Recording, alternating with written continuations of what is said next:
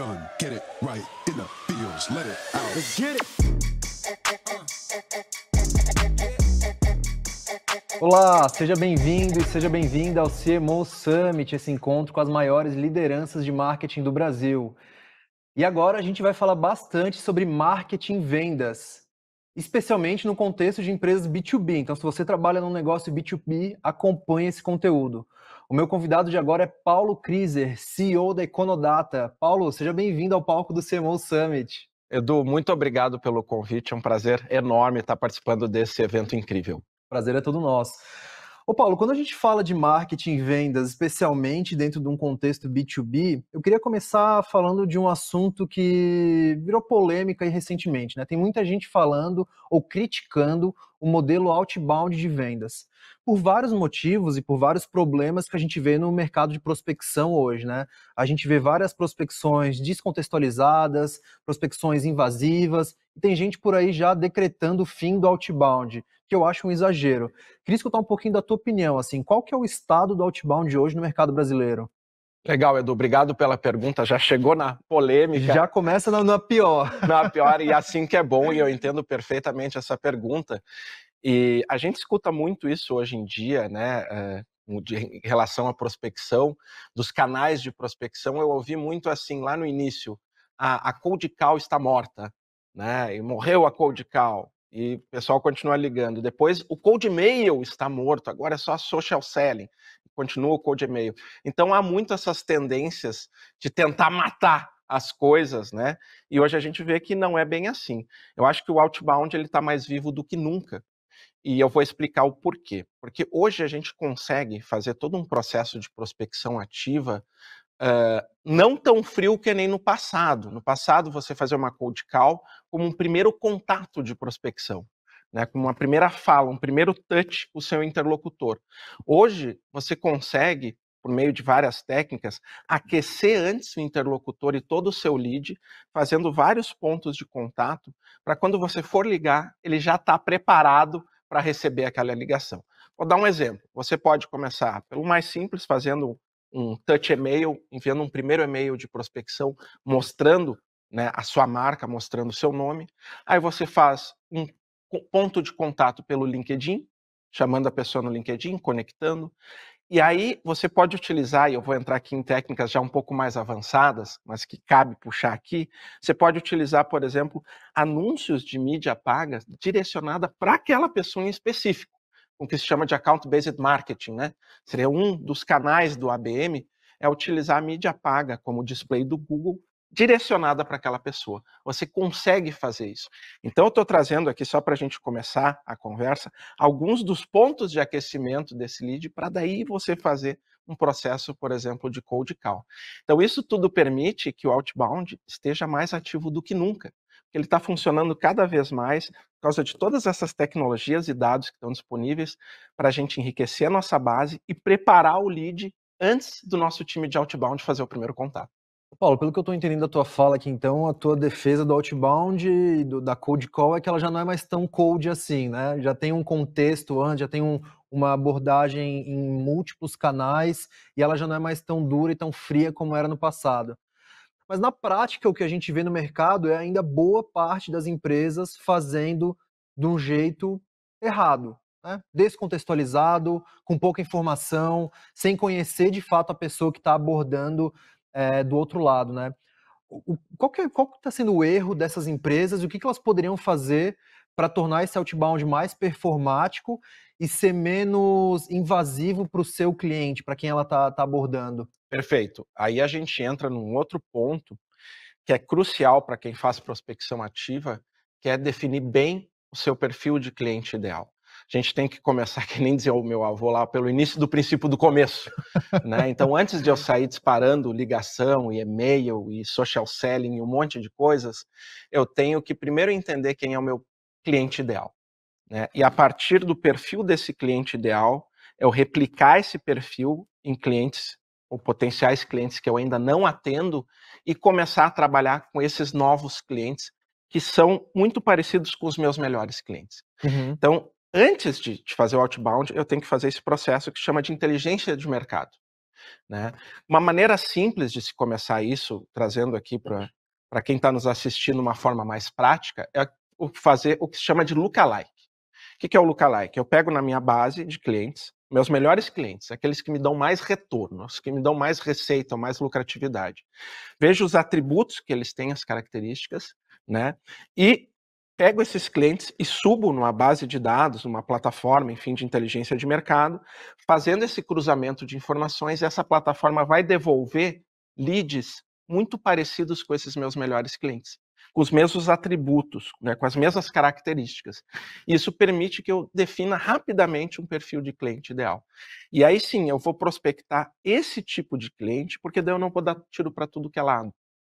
Eu ficar prospectando potenciais clientes desqualificados, é um custo enorme para o meu time de prospecção, e a chance de vender, a taxa de conversão é muito baixa. Então, uma boa prospecção começa, e eu insisto nisso, numa definição muito clara dos bons leads a se prospectar.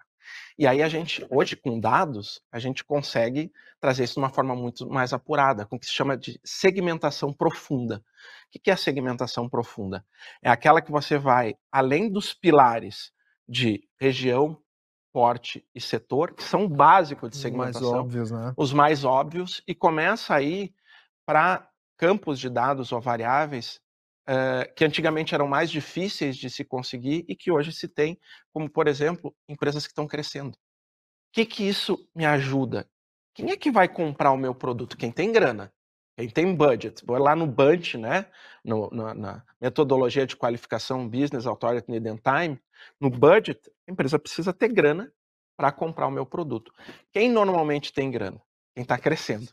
Né? Isso a gente já consegue trazer, por meio de plataforma, esse tipo de dado que permite uma segmentação mais profunda. Outro, vou dar mais, tem vários, tá? Dá para ficar falando só disso, mas eu vou trazer só mais um segundo exemplo, que é a gente entender as tecnologias que as empresas usam. Então, hoje eu consigo trazer, por exemplo, quais empresas usam ferramentas de automação de marketing, ou quais usam um blog, quais usam um sistema de CRM, e aí fica muito mais fácil. Eu estou vendendo, no nosso caso, né, uma solução de tecnologia para prospecção de vendas. Quem já usa um CRM tem uma propensão muito maior de compra, né, num produto da Econodata, do que quem não usa, porque eles já têm uma maturidade tecnológica maior, né, e eles estão investindo em budget de tecnologia. Então, tudo isso para a gente conseguir indicar de uma forma mais clara por onde se deve começar a prospecção e o que muitas empresas já começam no início fazendo errado, que é dar tiro para tudo que é lado. Isso é um pouco sobre afiar machado, né? Porque quando a gente pensa numa operação de outbound tradicional ou pouco preparada, vamos chamar assim, né? Em que a prospecção é feita abordando qualquer lead de qualquer perfil, se o cara tem um CPF já serve, né? Você gasta muito com pessoal, você precisa de uma equipe cada vez maior, você precisa de muito vendedor para dar conta de abordar listas grandes, e você acaba fazendo um monte de investimento em infraestrutura também para dar conta dessa prospecção em volume grande, né? E quando a gente fala de você investir em dados e qualificar esse lead antes da abordagem, você acaba tendo investimento inicial, tanto de recurso financeiro quanto de tempo, né, para preparar a lista, ou para preparar montar o ICP certinho, mas no fim isso acaba se traduzindo em economia, não? Perfeitamente. Eu sempre falo nas minhas palestras, Edu, que o quanto antes você consegue qualificar o lead, antes de entrar em contato com ele, muito maior vai ser a sua conversão em vendas. Porque eu não estou gastando tempo do meu time de BDRs ou de prospectadores conversando com o lead para perguntar coisas que eu poderia saber de antemão que os dados já me trazem. Né? Eu vou trazer um exemplo bem esdrúxulo aqui, bem básico, mas que é o seguinte: você ligar para o lead sem saber o que a empresa faz. É raro, mas ainda acontece muito no mercado. Com frequência. Não pode. Quando você vai ligar para uma empresa, você já tem que saber o nome do decisor que vai falar, o que a empresa faz, os produtos que servem, se levantou algum investimento ou não. Tudo isso eu já consigo. Poxa, tem muito dado hoje, e às vezes nem precisa uma plataforma, você pode no Google, tem muita informação. Né? Se às vezes não tem budget para uma plataforma, poxa, faz o tema de casa, entra no site da empresa e vê o que ela faz. Então, o quanto antes você consegue saber todas essas informações, mais você economiza com o time de de qualificação, de outbound, e mais você consegue converter em vendas, né? Outro exemplo, eu trabalho, por exemplo, com empresas, dando um exemplo aqui, tá? De 50 a 1000 funcionários, né? Muito pequenininhas, pode não servir num caso específico. Então, estuda a empresa antes, vê o tamanho da empresa, quantos funcionários tem, para ver se vale a pena ligar ou não. Porque às vezes, se está ligando para uma empresa muito pequena, não vai valer o seu ticket de prospecção no outbound. O outbound tem que ter tickets maiores para valer a pena, né? Para compensar o CAC, o custo de aquisição de cliente. Outro ponto importante nessa questão de levantar os dados de antemão, ele é muito interessante, às vezes as pessoas não se dão conta. Quando eu estou falando, consegui falar com o decisor, estou prospectando, estou com o decisor na linha, no telefone, conversando e conversa com ele. Eu vou gastar o tempo do decisor e o meu tempo perguntando para ele quantos funcionários tem a empresa, ou se ela está em crescimento ou não, ou se ela usa determinada tecnologia. Se eu consigo ter isso antes, eu posso usar o tempo que eu estou com esse decisor para capturar informações que eu não consigo em outro lugar nenhum. Então, decisores têm tempo escasso, então usa o tempo para fazer uma pergunta mais inteligente. Por exemplo, vocês estão com algum problema de integração de dados entre o CRM de vocês e a ferramenta de automação de marketing, por exemplo? Estão com problemas de atualização dos dados? É uma pergunta muito mais inteligente do que perguntar quantos funcionários tem na empresa, né? Então, se você já tem tudo isso de antemão, qualifica antes o lead, ganha tempo na prospecção e vende muito mais. Não só você ganha tempo na prospecção, como você mostra para o lead, para a pessoa que você está abordando também, que você fez o dever de casa, que você entende as dores do negócio dele e torna a prospecção muito mais natural. E dá até vontade de falar, quando você recebe uma prospecção de alguém que se dedicou a estudar o teu negócio e que sabe a dor que você está passando, e você vê que aquela pessoa pode de fato ajudar, você está muito mais propenso a aceitar aquele contato do vendedor do que alguém que vem completamente despreparado e que você vê que putz, só mais uma linha no Excel dessa pessoa aqui, né, Paulo? Eu sou muito abordado também por e-mail, até telefone não tanto, mas muito abordado por e-mail e muitos eu leio, né? Primeiro, porque muitos eu tenho interesse e outros porque para aprender e continuar o nosso ciclo de aprendizado do outro lado, como sendo prospectado, eu aprendo muito com isso. E é batata, assim, as empresas que a gente vê que estudaram mais, às vezes eu recebo e-mails impressionantes. Uma vez numa consultoria de marketing digital, os caras fizeram um diagnóstico do nosso site antes de me prospectar e já vieram com um monte de informações, quantos acessos tinha, o que dava para melhorar, enfim. Então o cara trabalhou para mim. Eu não vou atender um cara desse, alguma coisa ele tem para me dizer, né? E já tem outros, às vezes, enviados em escala, que às vezes erram até o nome da empresa. Já recebi uns assim que foram bem complicados. Então, faz o tema de casa direitinho. Dá para fazer uma abordagem mais customizada, mesmo em escala, se você tiver dados. Porque imagina, se você sabe, por exemplo, que a empresa recebeu determinados prêmios. É possível conseguir isso em plataformas de dados, enfim. Você pode enviar num e-mail, dizendo, pô, parabéns pelo prêmio tal que você recebeu, em escala, para 10 mil pessoas, né? Então, isso, você ter informação de antemão numa base bem estruturada, permite que você faça um trabalho muito mais próximo do marketing 1 a 1, né, do que aquela escala muito rasa, assim, que vai a mesma mensagem para todo mundo. Superficial, né? Superficial. Ô Paulo, a gente tem uma audiência aqui de profissionais de marketing, mas também de vendas, e vários deles em posição de gestão. Muito gestor de marketing e vendas assistindo a gente. Tu falou um pouquinho sobre dificuldades de integração, né? Eu queria entrar nesse assunto e de forma mais ampla, assim, quais são os principais desafios que um gestor de marketing e que um gestor de vendas vão enfrentar quando eles olham para a operação de marketing e vendas e percebem que é o momento de dar o próximo passo, de amadurecer aquela operação, de trabalhar com mais dados? Aonde que essa galera vai esbarrar e vai ter desafio? Legal. Um grande desafio que acontece muito, é na questão de integração de ferramentas e de dados. E aí marketing e vendas brigam não só nas taxas de conversão dos leads, como também no acompanhamento e na troca desses dados. E é uma briga saudável. Eu vi esses dias também num evento que eu fui, uma palestrante comentou que essa briga de marketing e vendas ela acontece e que aí que está a beleza da coisa, porque uma área faz a outra crescer, né? Se tem harmonia demais, não tem conflito, ele fica tudo estagnado, na zona de conforto. Então, um conflito saudável também é sempre bom. E o que se enfrenta de desafios, né? Nessas áreas. A integração de dados é realmente uma questão complexa. É o número 1. primeiro, ela exige uma competência técnica muito maior, um profissional que se chama de RevOps ou SalesOps, né? O que é um RevOps? É um Revenue Operations, é a pessoa que vai trabalhar todos esses dados de marketing, vendas, as integrações, o CRM, vai cuidar dessa parte mais estrutural.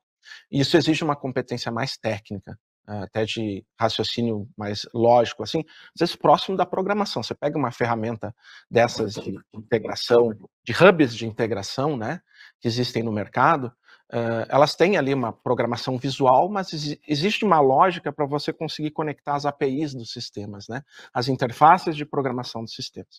Então aí a gente tem um primeiro grande desafio. O segundo grande desafio, você tendo essa competência técnica em casa ou terceirizada para fazer, é realmente conseguir mapear todos esses campos de dados e fazer eles conversarem bem. Porque você encontra, isso acontece na Econodata, volta e meia a gente tem que estar arrumando também, é do jogo, isso é importante saber, é do jogo isso acontecer, é do negócio. Então, só que você aí tem que trabalhar em cima isso para funcionar. Então, às vezes acontece ter um campo duplicado lá. Tá? Por exemplo, marketing está usando um campo lá de porte e a área de vendas ou até de CS está usando outro, que eles consolidam lá. Então, você tem que fazer tudo isso conversar e integrar. Então, essa é uma dor que as áreas enfrentam. Acho que tem que ter alguém específico olhando para isso, porque senão, de novo, você começa a imputar dados, a cadastrar dados dentro de casa, os times cadastrarem, os leads virem com dados, você enriquecer. Só que se esses dados não conversarem, não estiverem atualizados e corretos, é aquele garbage in, garbage out, né? Lixo na entrada, lixo na saída. Você não vai conseguir utilizar direito. Você deu uma palhinha aí de como que é dentro da Econodata, e eu sempre pergunto para os palestrantes aqui, e como é que funciona dentro da tua empresa, né? Boa. Como é que é a tua operação? Conta um pouquinho para a galera aqui, então, como é que funciona essa área de marketing, vendas dentro da Econodata, quais são as boas práticas, como é que está estruturada essa tua equipe? Legal, bacana. Abrir um pouco da nossa cozinha, né? Abrir a cozinha, é isso. Chefe da comida ali, né? É. Vamos lá. Na nossa cozinha, nossa área de marketing e vendas, a gente fez alguns benchmarks com empresas referências no mercado, recebemos vários elogios no nível que a gente está hoje, Que legal. no nível de organização, de estruturação, e como é que está funcionando hoje, né? Nós temos, primeiro, a gente tem uma ferramenta de automação de marketing que capta os leads de vários lugares, somos heavy users dessa ferramenta, a gente usa automação de marketing, segmentação, usa uma série de funcionários, integrações que tem ali. E nós temos CRM bem integrado com essa ferramenta com integração nativa. Apesar disso, a gente tem automações rodando. Estou entrando bem na parte mais técnica. A gente aqui. adora isso. Ótimo. Então, tem muitos gestores assistindo, né? Então, é legal entrar nisso. E a gente tem ferramentas, né, hubs de integração, rodando com algumas automações, né? Então, tem diversas automações rodando para leads perdidos, leads que não têm contato por tanto tempo, fazer um retouch, tem uma série de coisas rodando ali. Legal. Tá? Mas essa, digamos, é a nossa base técnica, em termos do que a gente tem na nossa cozinha. Isso funciona muito bem. O que nós temos aí rodando de processos em cima disso, né? Nós temos um funil em Y, né? Primeiro, o que é o funil em Y? A gente recebe leads do inbound, do nosso site. Aqui, curiosidade, parênteses, nosso site alcançou 10 milhões de acessos no mês. Caramba! Porque a gente usa uma estratégia de SEO de cauda longa, que é outro papo, né? Mas só para deixar a marca aqui. Então, está entre os 100 sites mais acessados do Brasil. Caramba, que Nós fantástico. alcançamos. E aí vem muito lead inbound, tem todo um processo de qualificação automática aqui, que é no nosso funil Y. E do outro lado do funil Y tem o outbound, que é onde a gente prospecta. Né? Como que a gente organiza tudo isso? Legal. Casa de ferreiro, o espeto tem que ser de ferro, De né? ninja, isso é a espada ninja. Casa de ferreiro é espada ninja, né? Vamos lá. E aí a gente tem um CRM aqui, que organiza tudo isso com funis separados, e os funis com todas as etapas consolidadas de cada negócio, tem taxa de conversão para cada etapa, tem todas as métricas ali funcionando, e a gente acompanha métrica por métrica, para se der algum problema a gente sabe onde que está o gargalo, sabe onde atuar, né? Então, clássico, taxa de conversão lá do marketing e vendas de MQL para oportunidades. Né? Essa taxa começa a cair muito, a gente sabe que o marketing está enviando lead ruim, tem que subir, aumenta a régua de qualificação lá. Então, todos esses processos de baixa régua, sobe régua, nível de qualificação, até chegar na venda, isso a gente tem tudo monitorado, com planilhas de KPIs lá que a gente acompanha. O meu sócio, Flávio, ele trabalha muito bem essa parte técnica, ele é o cara dos números, das métricas. Então, a gente tem uma base sólida, muito grande de métricas, para daí sim, a gente falou de técnicas, falou de métricas, números, para daí sim virar gestão. Né? E aí nós temos os nossos processos de gestão e acompanhamento. Uma das ferramentas de gestão que a gente utiliza é baseada lá no Google, na Intel, que são os OKRs, né? Objective and Key Results, que direcionam toda a estratégia de mudança da empresa. Né? Então, a gente busca os nossos números ali no OKR, que estão muito vinculados a marketing e vendas, para fazer toda essa máquina girar cada vez melhor. E culturalmente, como é que vocês fazem para quebrar o silo que existe entre marketing e vendas e fazer todo mundo se conversar? Boa! Para fazer todo mundo brigar nas reuniões. A gente tem rituais, né? Esses rituais de alinhamento, eles são cruciais. A gente hoje é 100% home office, né? Tem funcionários em vários locais do Brasil, e a gente tem esses rituais de acompanhamento. Então, nesses rituais, como a gente tem os números, a gente é uma empresa de dados, Econodata, né? Como a gente tem os números muito bem estabelecidos, a gente chega na reunião de marketing e vendas e, tá aqui. Lida com a realidade nua e crua com o que é real. Não importa em quem vai doer. Né? A taxa de conversão tá ruim, o problema tá no marketing, tá aqui, tá todo mundo vendo. É venda que não está conseguindo converter, né? Não estão conseguindo trazer reuniões e realmente converter isso em venda, o problema está aqui. Então, os números trazem isso, a gente tira isso do pessoal, né? Não leva para o lado pessoal, isso é uma cultura explícita nossa, não levem para o lado pessoal, aqui é número, vamos resolver juntos. Então, a gente traz muito a questão, e isso muda um pouco das vendas tradicionais, que é aquele perfil mais agressivo, tipo, trator, né? Não, o problema está com o outro aqui. Não, a gente vai junto, marketing e vendas, e vamos procurar resolver. Porque nossas áreas, elas sabem que estão trabalhando bem. Né? A Econodata é uma empresa no azul há muito tempo, Brequivada há muito tempo. Então elas trabalham bem, mas sempre tem o que melhorar. Então, como cada um está seguro da sua posição, a gente traz os problemas, e se alguém tiver alguma coisa para arrumar, vai arrumar sob a supervisão dos C-Levels, né? Uhum. Que é quem faz a gestão das lideranças aqui. Então, falando em aspectos culturais, a gente, se for trazer uma palavra aqui, a gente foca na transparência, né? Primeiro, na confiança, no aspecto da confiança, que com a confiança você acaba gerando a transparência. Fantástico.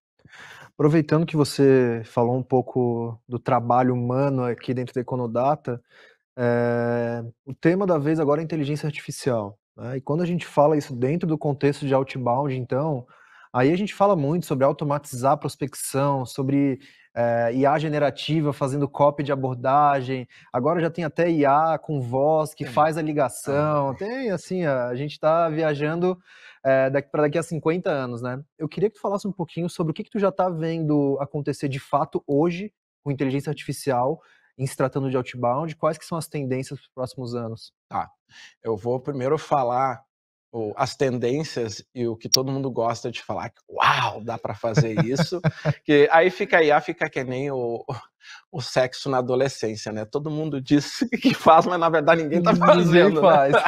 Aí fica assim, então dá para fazer um monte de coisa, mas quem realmente está fazendo? Qual que é o case, né? Prático. Qual que é o case? Então eu vou dizer aqui o que todo mundo está comentando, coisas que dá para fazer, e eu vou dizer o que a gente está fazendo.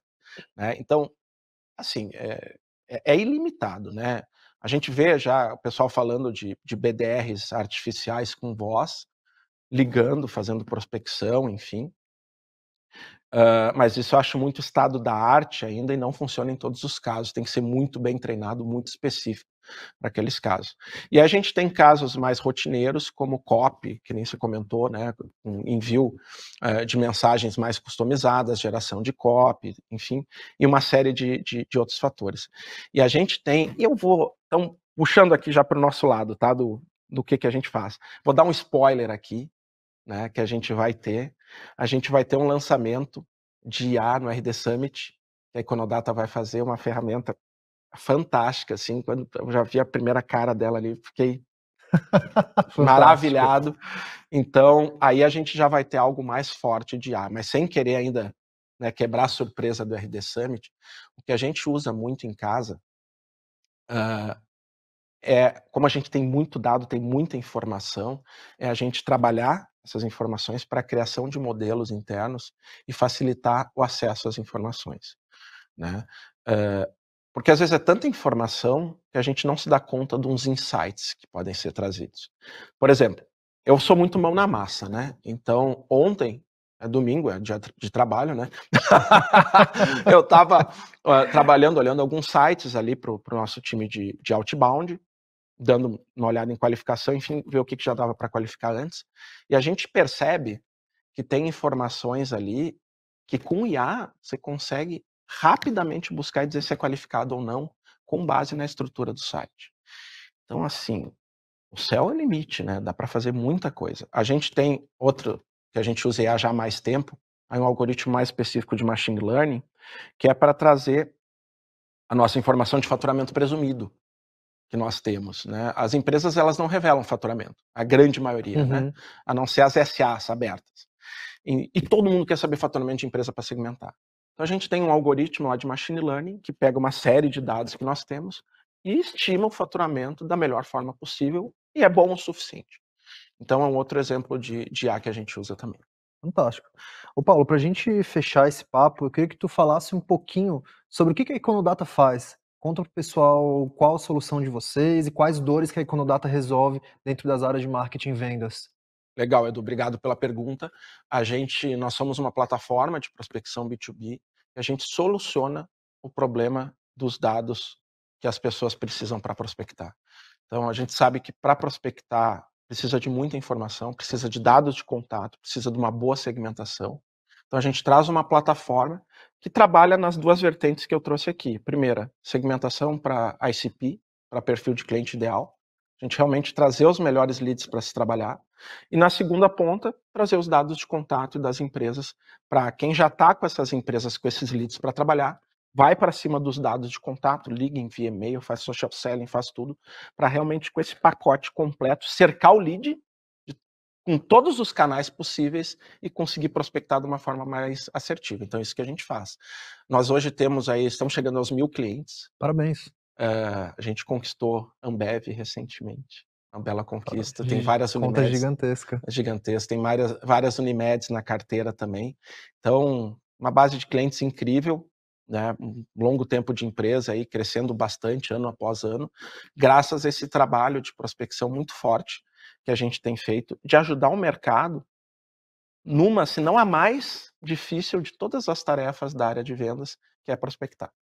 Já que você falou bastante de ICP, conta um pouquinho sobre o seu ICP. Qual que é o perfil de cliente que vai tirar o maior proveito possível da tua solução? Tá, a gente hoje atende muitas vertentes, muitos segmentos e portes, mas a gente tem um ICP, e aí que o pessoal confunde. ICP é o meu perfil de cliente ideal, é o que eu mais gosto de vender. O que não quer dizer que eu não possa vender para outros, eu posso. Perfeito. Mas o que eu foco é o ICP.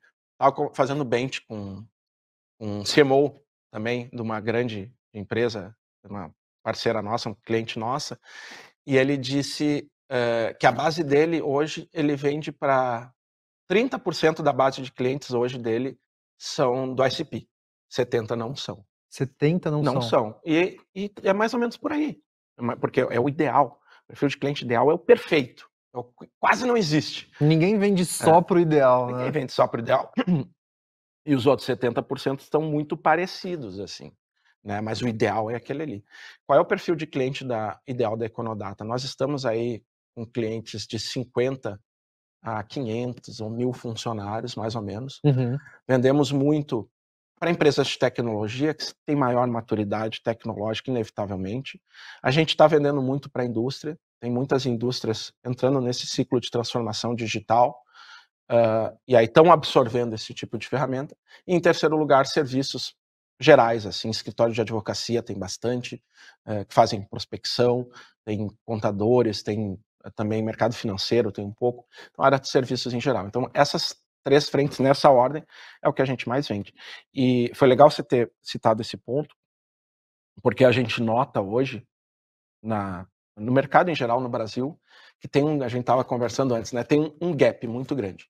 A gente tem as empresas mais maduras tecnologicamente na área de vendas, startups, né, grandes indústrias, enfim, e nós temos empresas no mercado mais tradicional que ainda não tem tanto contato com essas tecnologias, né, às vezes como indústrias mais tradicionais, interior, enfim, e que a gente procura estar puxando para o nosso lado aqui para, puxa, vamos modernizar, vamos fazer a transformação digital, vamos utilizar CRM, muitas não usam, por incrível que pareça, vamos utilizar a plataforma de prospecção, que sai mais barato do que ficar pesquisando no Google.